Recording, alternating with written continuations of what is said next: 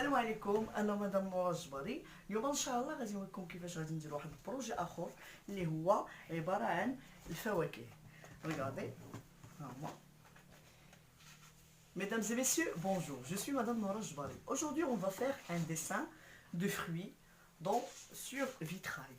Donc, vous allez voir comment on va le faire. Alors, j'ai déjà dessiné sur ma vitre le projet. Donc, vous allez suivre avec moi et vous allez voir comment on va dessiner tout ça. Alors, تفضلوا معايا باش نشوفوا كيفاش غادي نخدموا هذا البروجي. اول حاجه كي تشوفوها هما عندي الماتيريال ديالي هنايا وجدت كلشي. بالنسبه للبريون ها هو عندي الصباغه، عندي الشتات اللي غادي نحتاج. دونك غادي تشوفوا معايا من البدايه حتى النهايه كيفاش غادي نقوموا بعمليه ديال التلوين ديال هاد الفواكه ان شاء الله اليوم. دونك تبعوا معايا باش بخطوه بخطوه باش نتوما تقدروا تنجحوا في عمليه ديال الرسم على الزجاج. Alors vous allez suivre avec moi les étapes afin de réaliser le tableau de vitrail. Alors اول حاجه غادي نشدوها ان شاء الله هو غادي نبدا بهاد الاناناسه. غادي نبدا بالاناناسه ان شاء الله. كي تلاحظوا هنايا غادي ناخذ الصباغه ديال الفيتراي.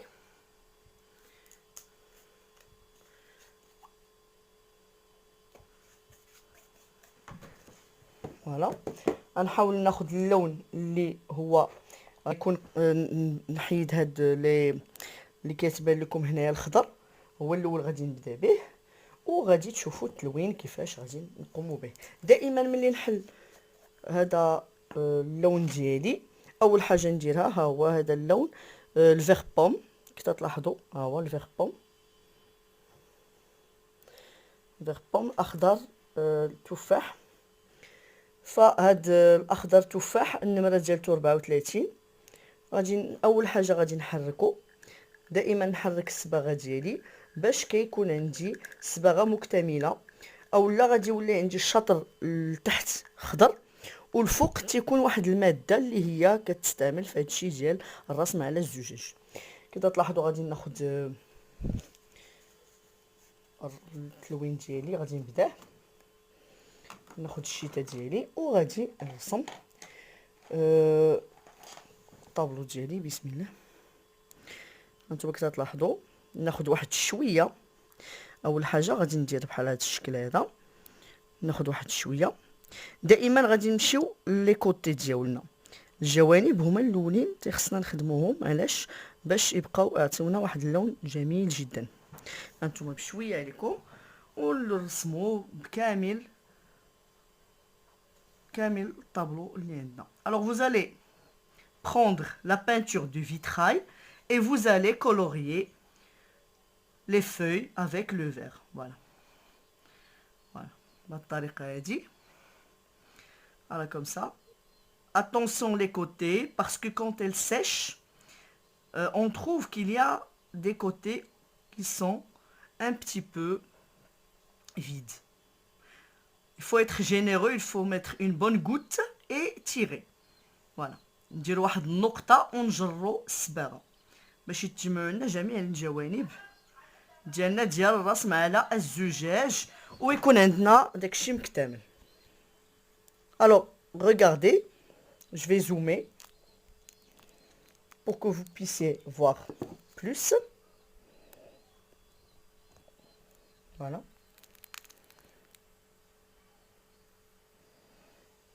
هاي. الوغ هنا غادي تشوفوا مزيان. هاي غندير نقطه شتي بحال هذا الشكل وغادي نجر. فوالا نقطه وغادي نجر.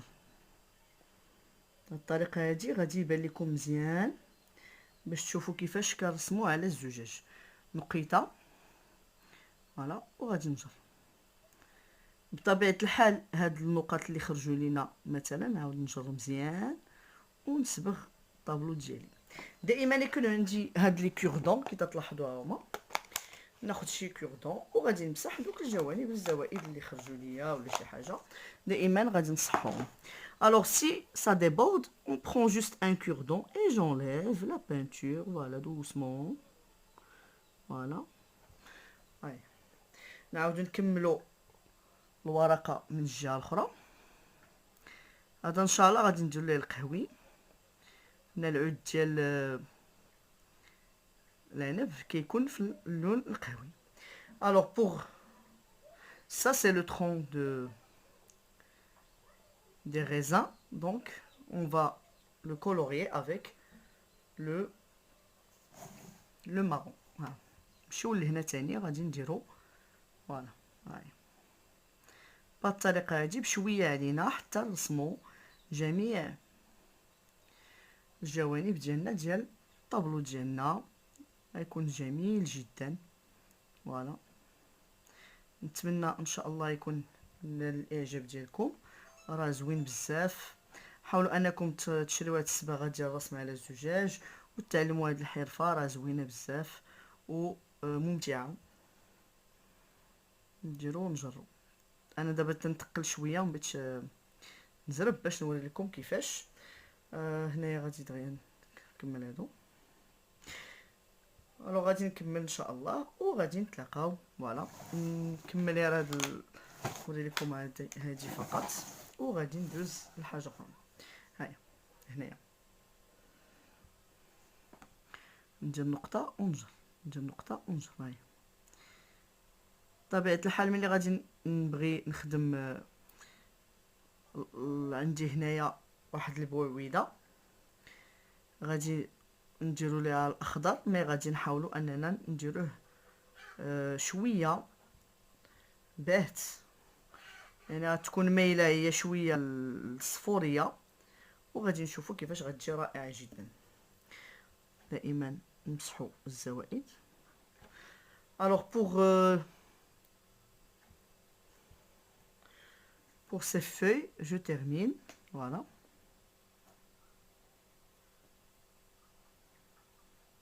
هاي الطريقه هذه.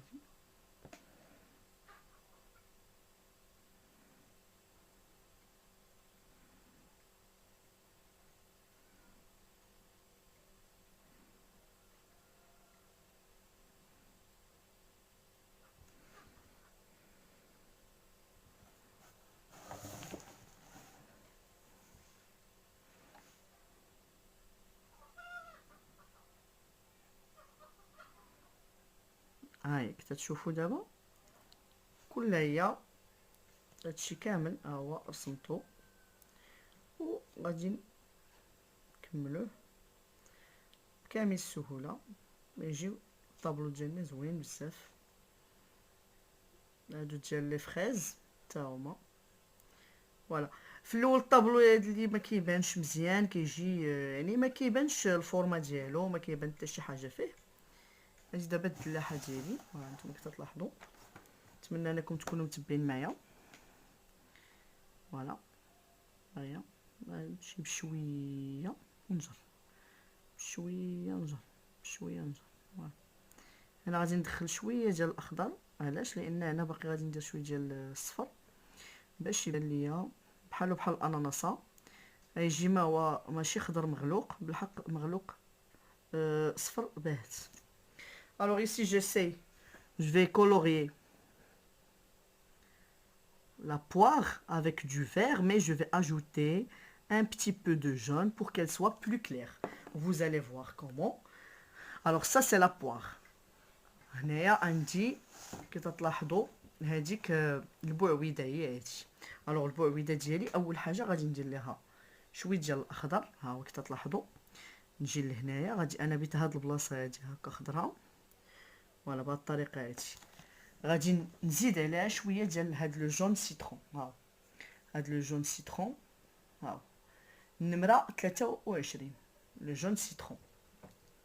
دائما ناخذ الصباغه ديالي وغادي نخلط. انا غادي ناخذ غير شويه اللي في البوشون فقط كافيني وغادي نهز هكا وغادي نخلطو مع هاد الخضر اللي عندي هنايا باش يعطيني اللون بارد وباهت، ما يكونش خضر كتير. انا علاش خدت البوشون باش من بعد غادي نمسحو وما يبقى ليش الصباغه الخضراء في الاصفر. alors je vais essayer de prendre juste la peinture de vitrail qui est dans le bouchon pour ne pas mélanger les deux couleurs. soit je prends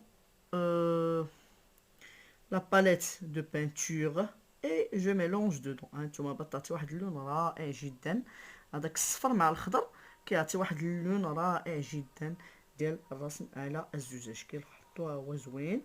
وهذا الشيء اللي بقى لي هنايا انتم كتلاحظوا راه كثير، غنعاود ناخذو غادي هو اللي نخدم به الدلاحه ديالي. هانتوما غنمشي نخدم به هنايا الدلاحه ديالي، حتى هي محتاجه لهاد البلاصه هادي انني ندير فيها هاد اللون باش يجي شويه مخالف على الاخضر، ماشي مشكل. ها هو كتلاحظوا هنايا شويه خصني نزيد شويه ديال الاصفر. ها هو غادي نزيد شويه الصفر، علاش؟ لان ما بغيتش انا الدلاحه تبان ليا خضره بزاف. فوالا هاد اللون من بعد غادي ينشف، غادي يجي رائع جدا، تعطي واحد اللون جميل جدا، جميل جميل جميل جدا. هانتوما ملي غادي ينشف غادي يجي رائع. دابا ما كيبانش مزيان عرفت بالحق، من بعد كيعطي واحد النتيجه ممتازه. وكي قلت لكم غادي نعاودو نشوفوا الجوانب ديال هاد الفواكه. كي قلت لكم ملي كتنشف الصباغه كتولي خاليه واحد الفراغات، وحنا ما بيناش دوك الفراغات.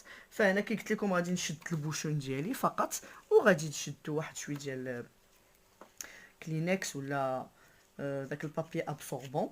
alors je prends du papier absorbant et je nettoie mon bouchon. وغادي نقي البوشون ديالي من هذيك الصباغه اللي استعملت فقط، غيجي مزيان وممتاز. فوالا وردو الخطه ديال الصباغه ديالي بهذه الطريقه هادي. فوالا ونعاود نرجع لو فيغ ديالي، نحاول ناخذ هذا الاخضر. كي تلاحظوا هو شويه مغلوق هنايا، ها هو كي تشوفوه هذا المغلوق هذا هو اللي بغيت. علاش؟ غادي نمشي للدلاحه، ها هي عندي هنايا الدلاحه ديالي، غادي نحاول انني ناخذ هذا الخضر المغلوق هو اللي بغيت انا، غنصايب به هاد البلايص هادو ديال الدلاحه، والجوانب الاخرين غادي نحاول ان ندير فيه داك الخضر اللي هو باهت. هانتوما لاحظوا معايا كيفاش غادي تجي الصباغه ديالتي زوينه. حنا دابا كنخدموا اللون الاخضر، وراه نفس العمليه بالنسبه للالوان الاخرى. ديك الساعه اي واحد بغى ياخذ اي لون كيدير معاه نفس التقنيه، ناخذ اللون ونخلط معاه واحد اللون اللي هو مفتوح عليه وغادي يولي عندي النتيجه. alors pour travailler ces couleurs je prends la couleur foncée et j'ajoute la peinture de vitrail qui est une peinture qui est plus claire pour pouvoir avoir la couleur voulue dans mon dessin et selon le dessin. هانتوما كتلاحظوا هنايا راني غاديه بشوي بشوي بشوي.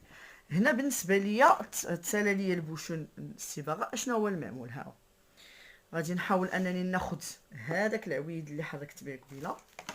alors si je veux la peinture qui est foncée, je prends le cure-dent, voilà, je vais au fond et je cherche le fond. Voilà, d'accord, je cherche le fond où il y a la couleur qui est foncée. الا بغيت هذاك اللون الاخضر الغامق غادي ناخذ هذاك الكيردون غادي نخشيه في وسط الصباغه ديالي، وغادي ناخذ هذاك اللون اللي مغلوق، وغادي بكامل السهوله غادي ندير بحال هكا عندكم باش ما يتلش لكم، ونديرو هنايا في الرسم ديالي نحط هكا. عاد ديك الساعه غادي نجرو بالصباغه بالشيته ديالي ديال الصباغه. فوالا بكامل السهوله نحط شويه، وديك الساعه غادي نخدمو ان شاء الله بهذه الشيته ديالنا. فوالا بهذه الطريقه هذه هانتوما كتلاحظوا وناخذ ها هو كامل السهوله. ناخذ دابا الشيته ديالي وغادي نعمرها. فوالا غادي نعمرها وغادي نرسم هذاك الدليليحه ديالي بكامل السهوله كتلاحظوا. فوالا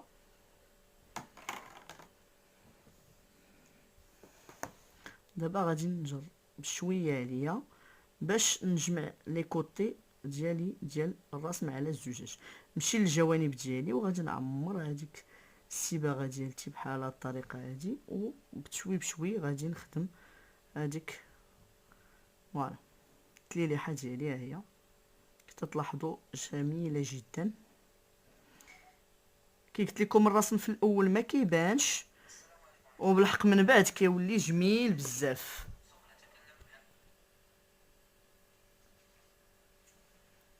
هانتوما كي تلاحظوا نعاود ناخذ اللونين بجوج، الاصفر والاخضر، ونخلط هادوك الاخضر مع الاصفر ديالي. فوالا ناخذ كي قلت لكم هذاك اللون الاخضر وغادي نزيد عليه لو جون باش يعطيني هذاك اللون. ها نعاود ناخذ هذاك الكوردون ديالي وناخذ شويه ديال الاخضر.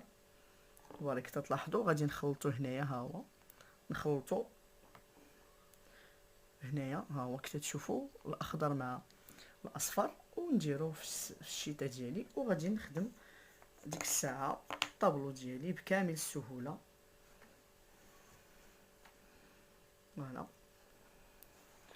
ها هو نحاول علاش كندير هاد الطريقه هادي باش كيبان داك الخلط، واحد الخلط ما بيناتهم هما بجوج كيجي زوين بزاف. فوالا خصك ديريه مباشره، علاش؟ باش يسق مباشره في الدجاجه. ما بغيتوش انا نضيع فيه ما يلصق لياش، بغيتو انا يجيني مباشره هنايا بيجي رائع جدا. كي قلت لكم ها يجي زوين بزاف. ملي كينشف اللون عاد تيعطي المنظر. دابا ما كيبانش مزيان، عرفت ما تيبانش مزيان بالحق. ملي كينشف كيجي زوين. نحاولوا ندخلوا شويه ديال الاخضر، لان عندنا كوميم الدلاحه كتكون فيها واحد الجانب شويه اصفر وشويه الجانب الاخر تيكون اخضر. انا ما بغيتش اللون يبان صفار وما بغيتش اللون يبان خضر. Alors ici j'ai ajouté un petit peu de jaune avec le vert. Pourquoi? Pour que mon pastèque ait la bonne couleur. Voilà, alors je vais ajouter un petit peu de jaune parce que il y a des rayures jaunes et des rayures qui sont verts. Mais je ne veux pas que le vert soit trop vert et que le jaune ne soit pas trop jaune. C'est pour ça que je mélange les deux couleurs et on va avoir un bon résultat. Regardez, c'est très joli. C'est très joli, c'est très joli, c'est très joli. Voilà. Voilà, regardez. Donc, on va essayer de travailler tout ça. Regardez ma pastèque. Elle est appétissante. Voilà.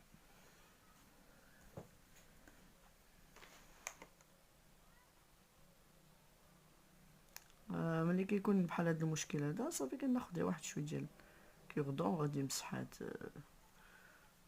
طاح لي هنايا واحد النقطه صافي غنمشي نيطوييها بكامل السهوله. فوالا صافي ماشي مشكل. فوالا الوغ ريغاردي لو ريزولتا فينال. غادي نحتفظ بهذاك الاخضر هذا. انا باقي عندي واحد الاخضر غادي نخدم هنايا، غادي نستعملو بالنسبه لهنايا. عندي هاد الفاكهه هادي ديال البوبي حتى هي غادي نحاول انني نخدم فيها هاد اللون اللي هو ماشي خضر بزاف، مايلشوه شويه الاصفر. فوالا ما بغيتش انا هاد الاخضر ديال اللي كاين هنا يتخلط ليا مع هاد اللون. هانتوما هاو كنخلطهم بجوج هنا الاخضر مع الاصفر وغادي نخدم به. J'ai mélangé la couleur verte avec le jaune et je vais dessiner avec mon poppé comme ça باش يعطيني هذا اللون اللي هو ممتاز جدا. كتلاحظوا جميل وبيعطينا واحد اللون رائع.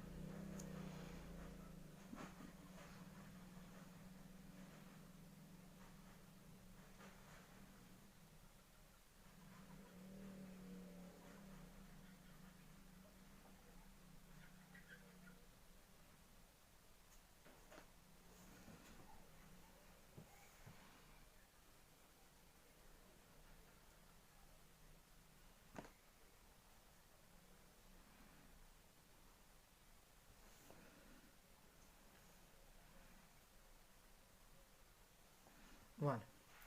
Alors vous avez vu comme ça marche. Voilà, j'ai terminé la peinture. Je vais voir si j'ai encore des endroits où je vais travailler mon dessin. Voilà, on a terminé. Donc je vais couper et on va revenir. النتيجة تقريبا ها نتوما كي تلاحظوا انا زدت لونت هاد الفواكه الاخرين كي تلاحظوا. ها هي الاناناسه وهذاك الكيوي البوبي ديالنا والدلاحه، وهنايا عندنا العنبه ديالنا. كمان اللي عندنا واحد جوج ديال الفريزات ها هما هنايا، والدلاح والبنان والتفاحه. حنا دابا بقى ليا الليمون، غادي تشوفوا كيفاش غادي نلونوه. هنا احنا غادي نلونوه، غنحاول نزومي هنا باش يبان لكم النتيجه افضل.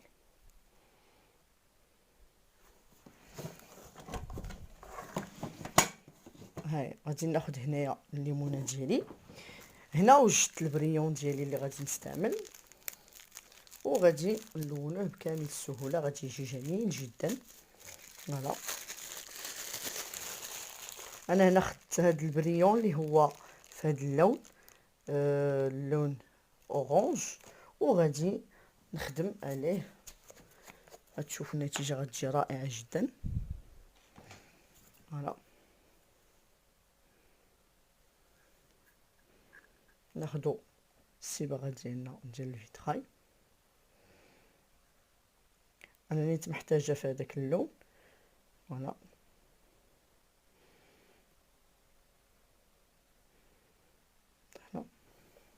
وغادي ندير البريون ديالي بشويه باش يشد المكان ديالو.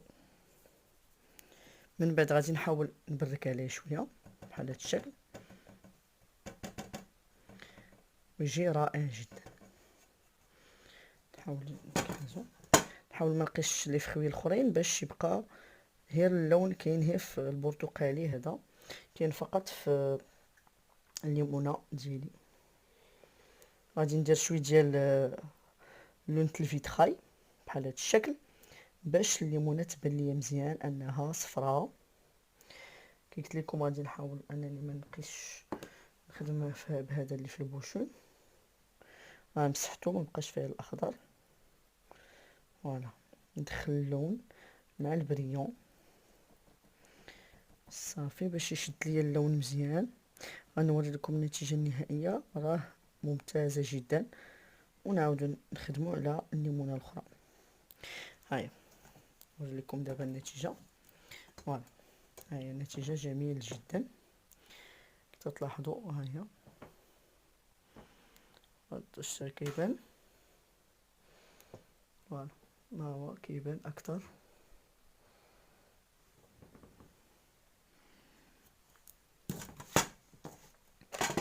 نعاود نزيد شويه البريون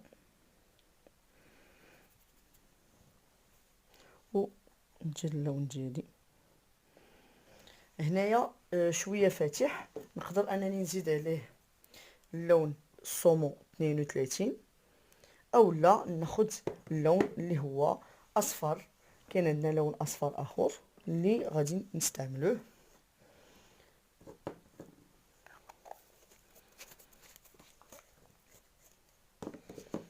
هذا الاصفر النمره 014، هذا حتى هو نقدروا نديروه باش يجينا شويه غامق، ويعطينا اللون اللي هو برتقالي مع الاورانج باش يعطينا واحد اللون جميل جدا. نحاولوا غادي نسرحوا هذاك اللون في جميع الاتجاهات. alors ici j'ai mis des paillettes orange et j'ai ajouté le numéro 014, la peinture de vitrail, et bien sûr le citron, le numéro, voilà, le numéro 23, le numéro 23, le jaune citron.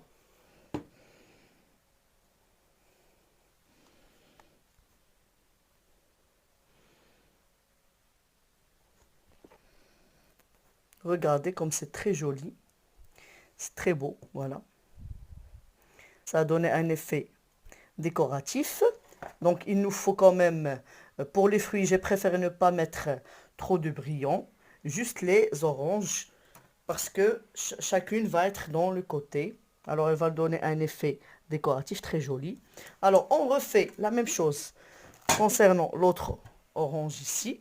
Alors, toujours, je mets un petit peu de la couleur vitrail 23. Voilà, le 23. Ensuite, la couleur c'est citron. Ensuite, je vais mettre des paillettes. Voilà. Alors, regardez. J'ai zoomé pour que vous puissiez voir. Je mets un petit peu de vitrail. Alors, j'ai déjà ici des paillettes. C'est bien. Voilà. Je nettoie tout simplement.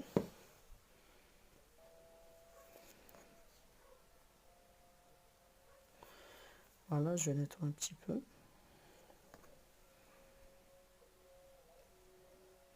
Regardez, ça c'est mon tableau. Et je vais zoomer pour que vous puissiez voir. Voilà. J'ai mis ici un petit peu de jaune.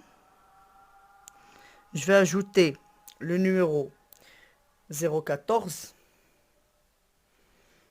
Alors je mets mes paillettes, toujours. Voilà.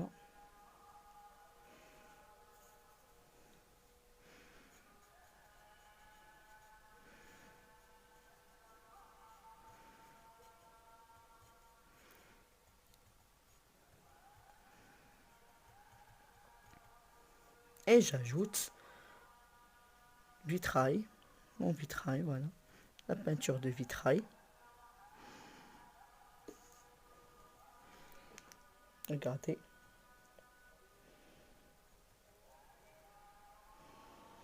Quand ça va sécher, il va donner un effet décoratif très joli. Voilà.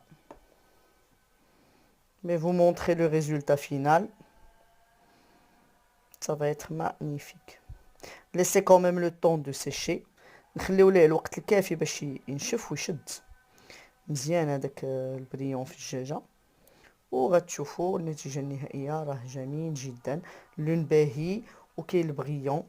وفوالا انتم كي تلاحظوا نوريكم. فوالا هاي